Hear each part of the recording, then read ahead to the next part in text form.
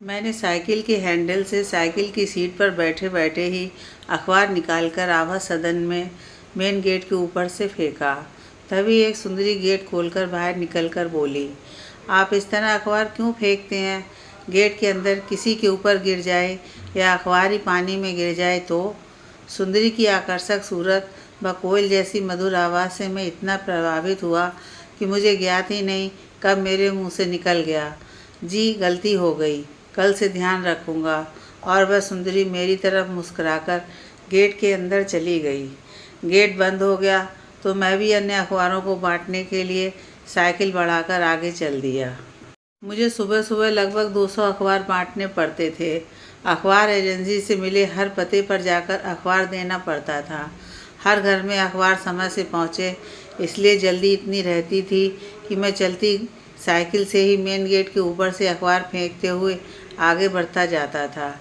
समय से अखबार बांटकर पढ़ने के लिए अपने कॉलेज पहुंच जाता, मगर उस दिन मैंने आभा सदन में कभी भी चलते चलते अखबार नहीं फेंका। हमेशा साइकिल खड़ी करके मेन गेट के नीचे से अखबार सरका देता।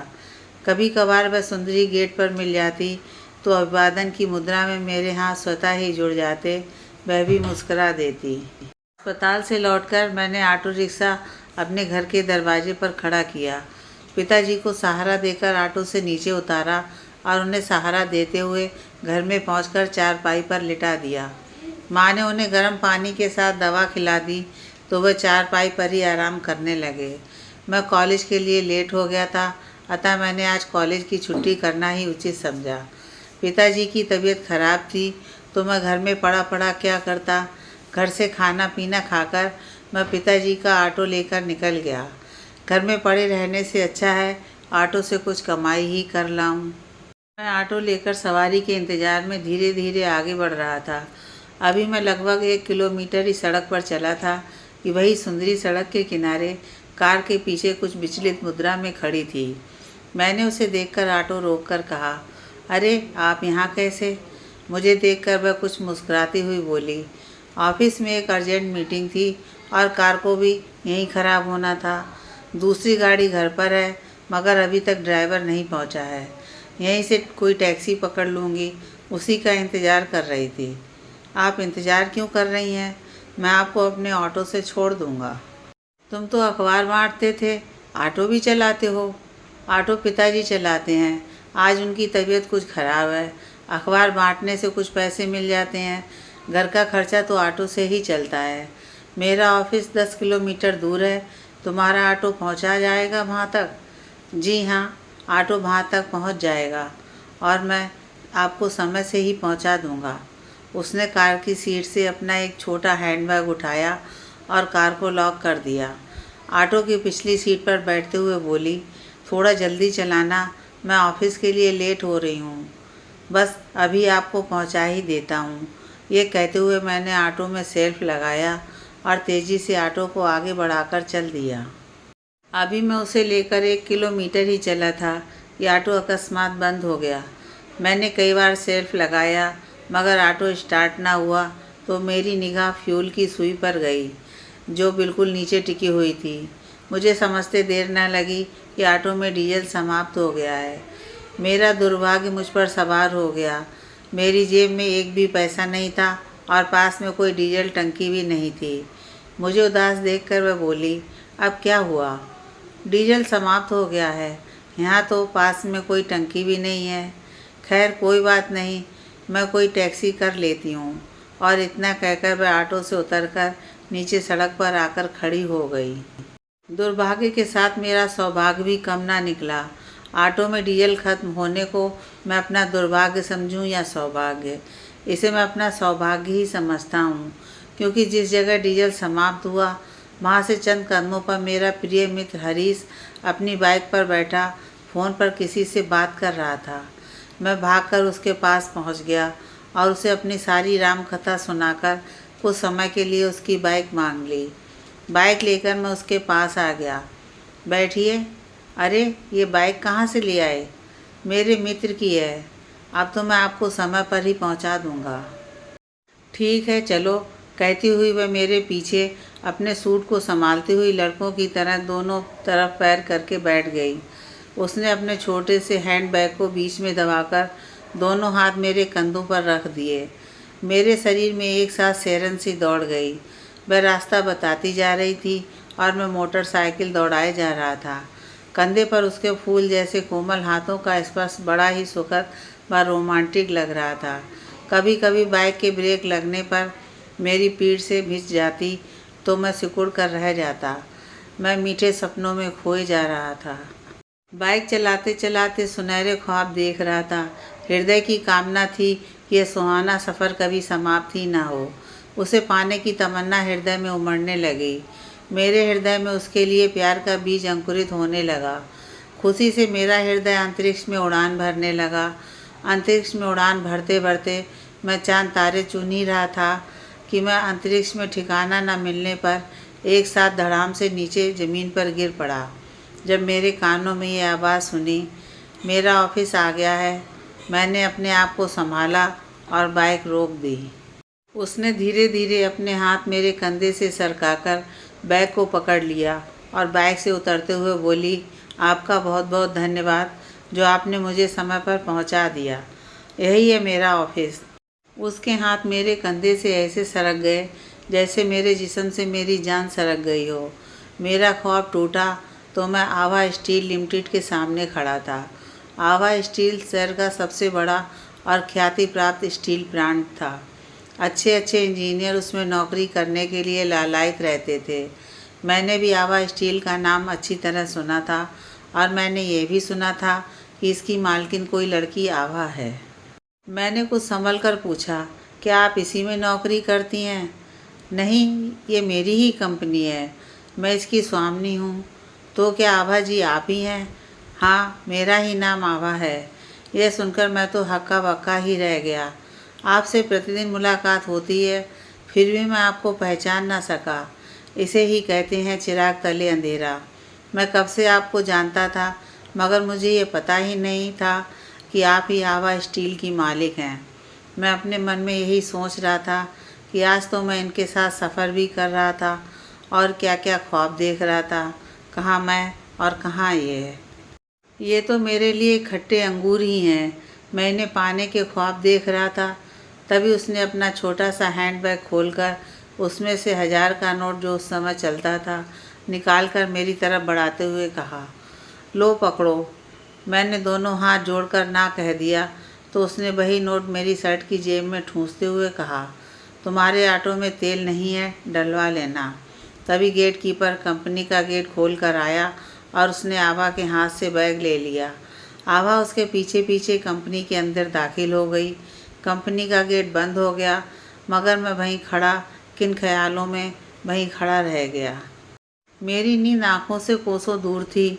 चारपाई पर पड़े पड़े रात्रि के 2 बज चुके थे, मगर नींद थी कि जो आने का नाम ही नहीं ले रही थी। आभा का प्यार मेरे लिए दूर की कौड़ी था और मुझ में इतनी हिम्मत भी नहीं थी कि उसके सामने अपने प्यार का इजहार कर सकूं। मगर हृदय में जो प्यार का बीज अंकुरित हो चुका था उसे कैसे नष्ट करूं? मेरी औकात ही क्या है जो आभा जैसी लड़की के सामने अपने प्यार का इजहार करूं और आभा मान जाए। आसमान में ऊंची उड़ान भरने के लिए हवाओं का रुख देख लेना चाहिए, क्योंकि वहाँ ठिकाने नहीं होते। वहाँ से गिरे तो ज़मीन पर ही आओगे, हड्डियाँ भी नहीं बचेंगी। आभा कोई साधारण लड़की नहीं है जो मेरे प्यार को स्वीकार कर ले। अब भी समझ जा, उसे भूलने में ही लाभ है। मेरी अंतरात्मा मुझे समझाती रही, मगर दिल था जो कि भूलने को तैयार ही नहीं था। मेरा नसीब भी कहाँ आकर अटक गया। जो नसीब में नहीं, उसे पाने की चेष्टा सूरज को छू लेने के समान थी। हृदय की वेदना को मैं अच्छी तरह महसूस कर रहा था, मगर मैं बेबस था। आभा की यादें दिल को कुरेदती रहीं। पूरी रात नींद आँखों से दूर ही रही। सुबह के 4 बज गए तो मैं साइकिल उठाकर अखबार उठाने के लिए न्यूज़ एजेंसी पहुंच गया। न्यूज़ एजेंसी से अखबार उठाकर मैं प्रतिदिन की तरह वहीं से बांटते बांटते आभा सदन तक पहुंच गया। मेन गेट पर आभा को खड़ी देखकर मुझे कोई आश्चर्य नहीं हुआ, क्योंकि वह कभी कभार मुझे पहले भी मिलती थी।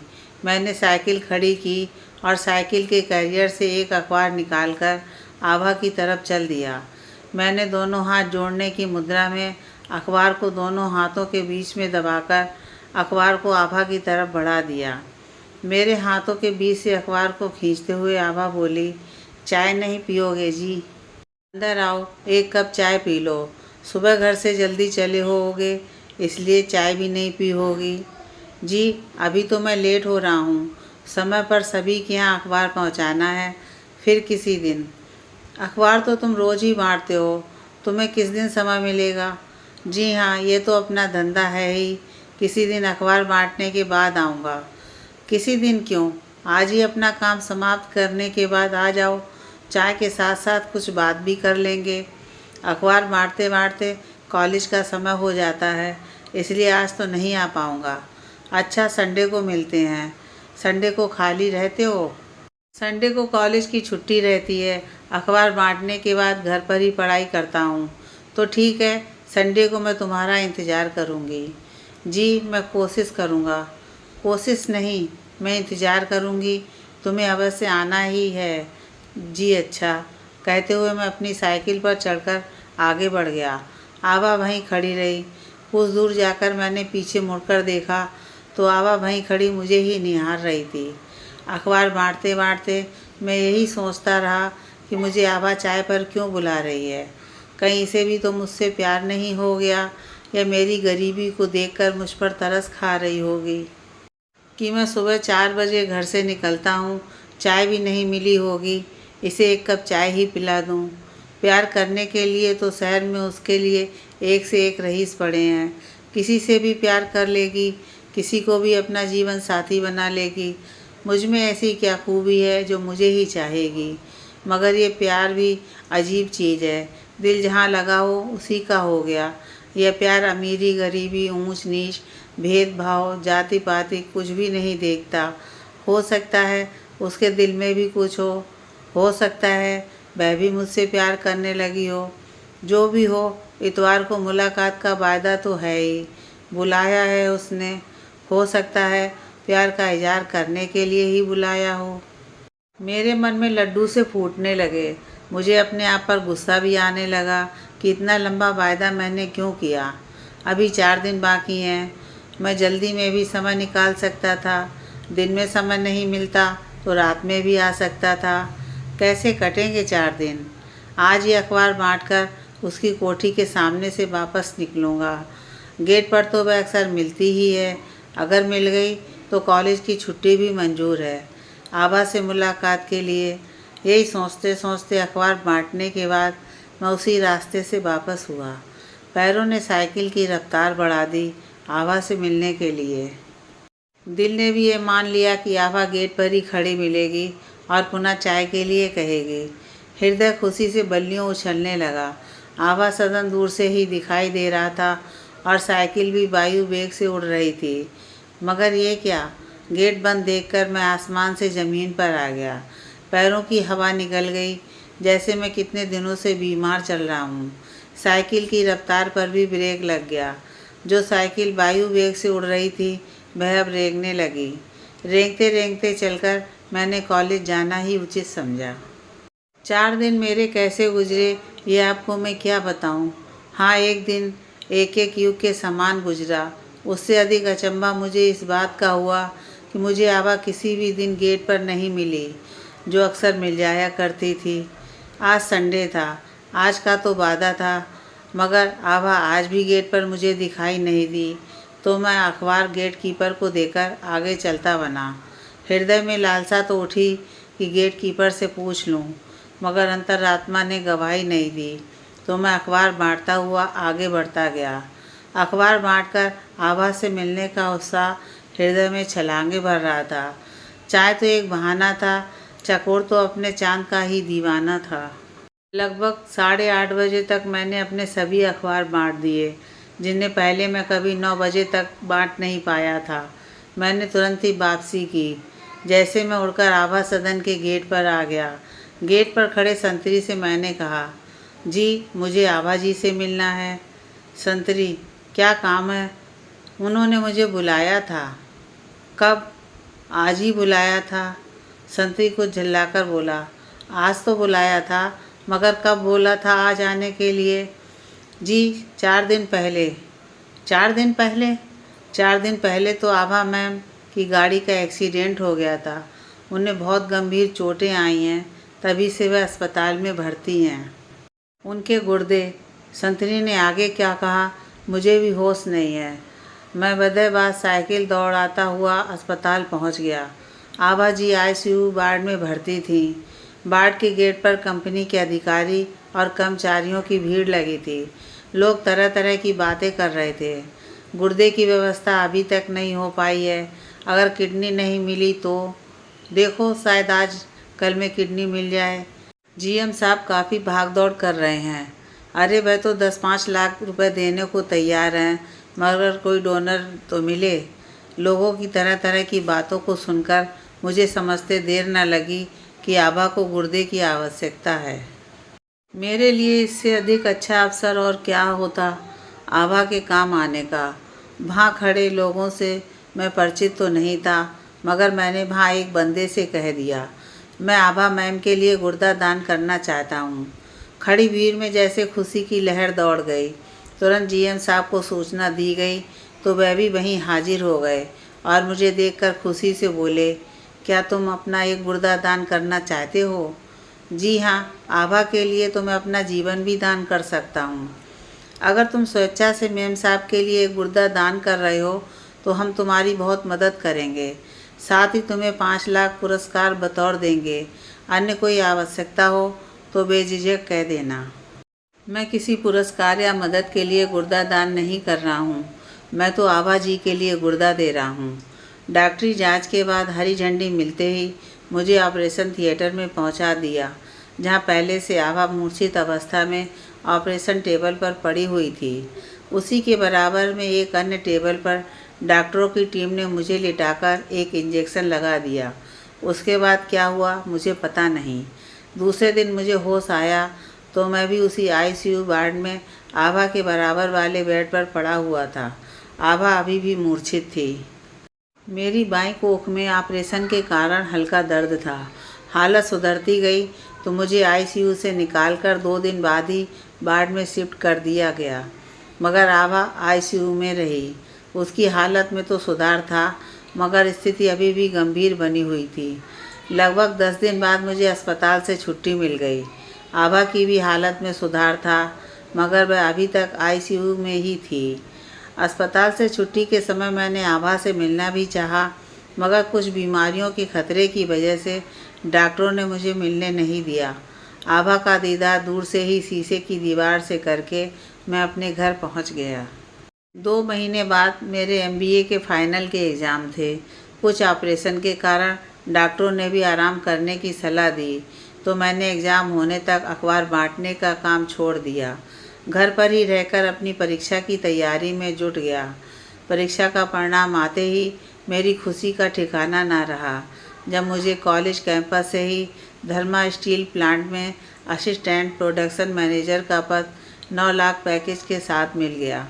धर्मा स्टील आभा स्टील से छोटी कंपनी थी, मगर मेरे लिए 9 लाख का पैकेज बहुत बड़ी रकम थी। मैंने धर्मा स्टील प्लांट में कार्यभार संभाल लिया तो कंपनी ने मुझे रहने के लिए फ्लैट व आने जाने के लिए चौपहिया वाहन उपलब्ध करा दिया। मैं अपने माता पिता के साथ पुराना जीर्ण शीर्ण घर छोड़कर नए फ्लैट में पहुंच गया। पिताजी का ऑटो भी मैंने बेच दिया। वह भगवान के भजन में अपना जीवन यापन करने लगे। घर में झाड़ू पोंछा, कपड़े व बर्तन धोने को नौकरानी आने लगी, जिससे माँ को भी आराम मिल गया। मैंने कंपनी के प्रोडक्शन में नए नए प्रयोग कर सुधार करना शुरू कर दिया। साल के अंत तक परिणाम भी अच्छे आने लगे।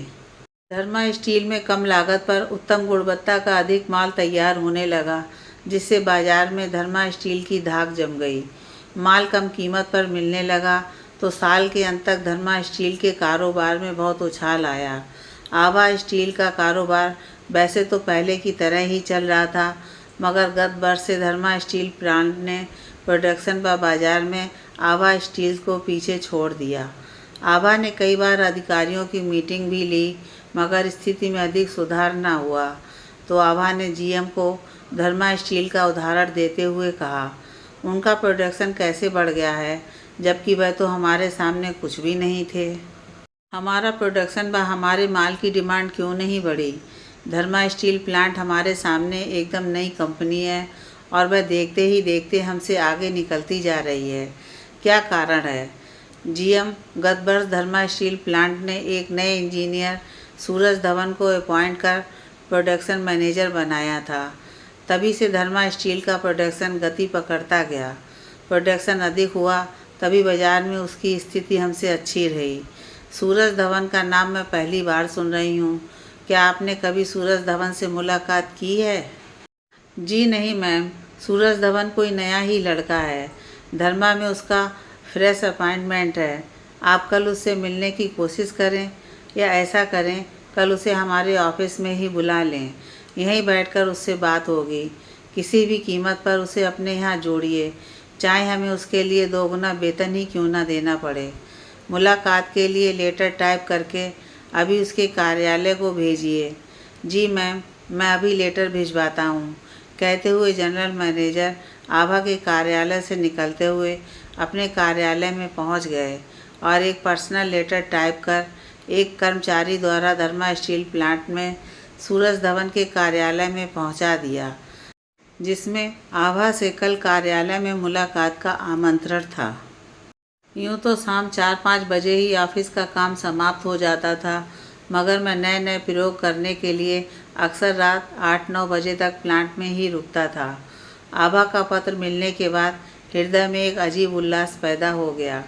आभा के पत्र ने हृदय में दबे प्यार को प्रज्वलित कर दिया। पहले मैं अखबार बांटता था, तब तो अक्सर चांद का दीदार हो जाता था, मगर अब मुलाकात का कोई बहाना भी नहीं था। इसलिए 1 साल का समय निकल गया, मगर आज पत्र ने मुलाकात की चाहत पैदा कर दी। दिल तो चाह रहा था कि आज शाम को ही आभा सदन में जाकर मिल लूं, मगर ये शिष्टाचार के विरुद्ध था।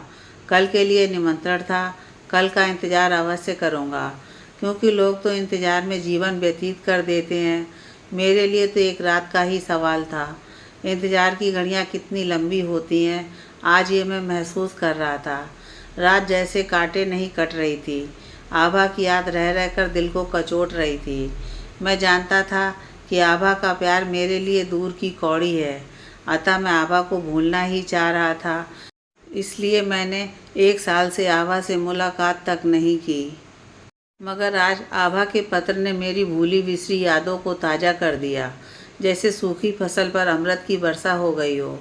जैसे तैसे रात कटी तो मैं सुबह जल्दी ही तैयार होकर आभा स्टील्स पर पहुंच गया।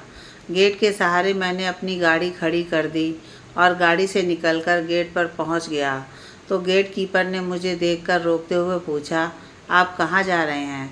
मैंने आभा का पत्र दिखाते हुए कहा, आभा जी ने मुझे बुलाया है, उनके पास ही जा रहा हूँ। मैडम अभी नहीं आई हैं, आप चाहें तो वेटिंग रूम में बैठकर उनका इंतज़ार कर सकते हैं। वह लगभग 10 बजे तक आएंगी। 10 बजने में अभी आधा घंटा बाकी था। वेटिंग रूम में बैठकर क्या करूँगा? मैंने गेट पर खड़े रहकर ही इंतज़ार करना उचित समझा। मैं गेट पर खड़ा इंतज़ार कर रहा था, तभी लगभग 10-15 मिनट बाद ही एक चमचमाती कार रोड से उतरकर आभा स्टील के गेट पर आकर खड़ी हो गई। गेट कीपर ने गेट खोला, तब तक आभा ने गाड़ी से उतरकर ड्राइवर को आगे बढ़ने का इशारा दिया। ड्राइवर गाड़ी लेकर अंदर प्लांट में घुस गया और आभा मेरी तरफ देखकर मुस्कुराकर बोली, अरे तुम यहाँ कैसे खड़े हो? जी आपसे ही मिलने आया था। इतने दिनों बाद हमारी याद कैसे आ गई?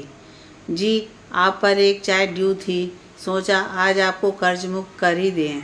जो चाय आप पर ड्यू है उसे आज पी ही लें। अरे क्यों नहीं, चाय भी मिलेगी और चाय के साथ मिठाई भी। आओ अंदर ऑफिस में बैठकर बातें करते हैं। आभा के पीछे चलते चलते मैं ऑफिस तक पहुंच गया। आभा का इशारा पाकर मैं ऑफिस में पड़े सोफे पर बैठ गया। आभा एक कर्मचारी को कुछ निर्देश देकर मेरे सामने सोफे पर बैठते हुए बोली, अब बताओ कैसे हो आजकल? जी ठीक हूँ। क्या कर रहे हो आजकल? तुम्हारा अखबार का काम कैसा चल रहा है? काफ़ी दिनों से तुम अखबार देने क्यों नहीं आ रहे हो? तुम्हारी जगह कोई दूसरा लड़का अखबार देने आ रहा है। मैंने अखबार बांटना छोड़ दिया है। तो क्या पिताजी के ऑटो से ही घर का खर्च चल रहा है? नहीं, पिताजी का ऑटो भी मैंने बेच दिया है। तो घर का खर्च? तभी कुछ कर्मचारी चाय, मिठाई व कुछ ड्राई फ्रूट सामने टेबल पर रखकर चले गए।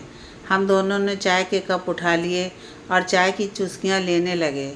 चाय की चुस्की के साथ ही आभा बोली, तुमने बताया नहीं आजकल क्या कर रहे हो? अगर इस समय कोई काम ना हो तो बताना, मैं तुम्हारी पूरी मदद करूँगी। हाँ, तुम्हारा नाम क्या है? आज तक तुमने कभी अपना नाम भी नहीं बताया। जी, आपने पहले पूछा ही कब था? मैं आगे कुछ बोल पाता तब तक प्लांट के जनरल मैनेजर ऑफिस में आ गए और मुझे देखकर कुछ आश्चर्यचकित रह गए। आभा ने जनरल मैनेजर को देखते ही कहा, अंकल जी, सूरज धवन का कोई संदेश आया क्या? जीएम साहब आत्मविश्वास भरी लंबी सांस लेकर मुस्कुराते हुए बोले, मैडम, सूरज धवन का तो अभी तक मेरे पास कोई संदेश नहीं आया। मगर आप जिस सूरज की 1 साल से मुझसे पूछ रही थी, वही सूरज आपके सामने बैठा है। ये वही सूरज है जिसने आपको अपना एक गुर्दा दान किया था। उस समय इसने अपना नाम सूरज ही लिखवाया था। अस्पताल से छुट्टी होने के बाद ये कभी मिल ना सके क्योंकि उन्होंने अपना पता दर्ज नहीं कराया था। प्लांट के जनरल मैनेजर की बात सुनते ही आभा मेरी तरफ कृतज्ञता भरी नज़रों से देखने लगी। उसके हृदय में छुपा प्यार फिसलकर आंखों से निकलकर कपोलों पर लुढ़कने लगा। आभा के कपोलों पर फिसलते हुए आंसुओं को देखकर मेरा हृदय द्रवित हो गया। मैं अपने आप को रोक ना सका तो मेरे हाथ उन आंसुओं को पोंछने के लिए आभा के कपोलों पर पहुंच गए।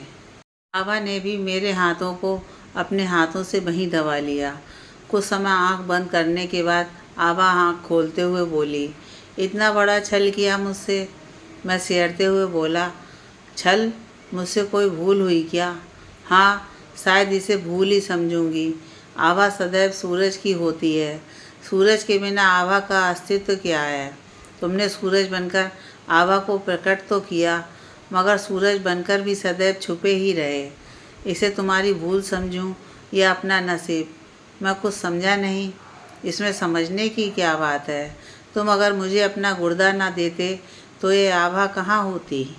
गुर्दा देकर तुमने जो मुझे जीवन दान दिया है, तभी तो ये आभा तुम्हारे पास बैठी है। अन्यथा उसी समय मर गई होती तो ये जीवन ऋणी हुआ तुम्हारा कि नहीं? ये जो दिल धड़क रहा है तुम्हारे ही कारण, ये जो श्वास आ रही है जा रही है तुम्हारे ही कारण। आभा के जीवन की जो आभा है उसके सूरज तुम ही तो हो और तुम ही अब तक छुपे रहे। इतना कहकर आभा ने अपना सर मेरे कंधे पर रख दिया तो मेरे हाथ की उंगलियां बरबस ही आभा की आंखों के आंसू पोंछने लगीं।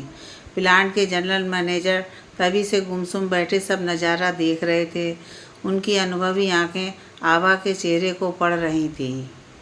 वह खड़े होकर बोले, मैडम, सूरज धवन को अब तक आ जाना चाहिए था, मगर वह अब तक नहीं आए हैं। मैं उनके पास पुनः संदेश भेजता हूँ। और इतना कहकर वह बाहर निकल गए तो आभा मेरे गले से लग गई। अपने अधरों को मेरे कपोलों पर घुमाते हुए बोली, अब तक तुम कहाँ रहे? बोलो सूरज। मेरे शरीर में सिहरन सी दौड़ गई। आभा से प्यार का जो सपना मैंने देखा था वह पूरा हो रहा था। जिस आभा के प्यार को मैं दूर की कौड़ी समझता था, वही आभा मेरे आलिंगन में थी। मैं कितना खुश नसीब था कि आभा भी मुझसे प्यार करने लगी। आभा के सामने तो मैं एक कर्मचारी ही था, वह ठहरी प्लांट की मालिक। मैंने थोड़ा शर्माते हुए कहा, आपके आदेश का इंतज़ार कर रहा था। गुर्दा देने के बाद 1 साल से तुम मेरे पास क्यों नहीं आए? गुर्दा देकर मैंने कोई एहसान नहीं किया था जो उसे जताने तुम्हारे पास आता। मेरे दिल ने तुमसे प्यार किया था, उसी प्यार को मैंने अपना गुर्दा दिया था, तुम्हें नहीं। कुछ कार्य की व्यस्तता भी रही, इसलिए मैं तुम्हारे पास नहीं आ सका। कार्य की व्यस्तता? क्या काम करते हो? अखबार बांटना तो तुमने छोड़ ही दिया। मैं जॉब करता हूँ। क्या जॉब करते हो?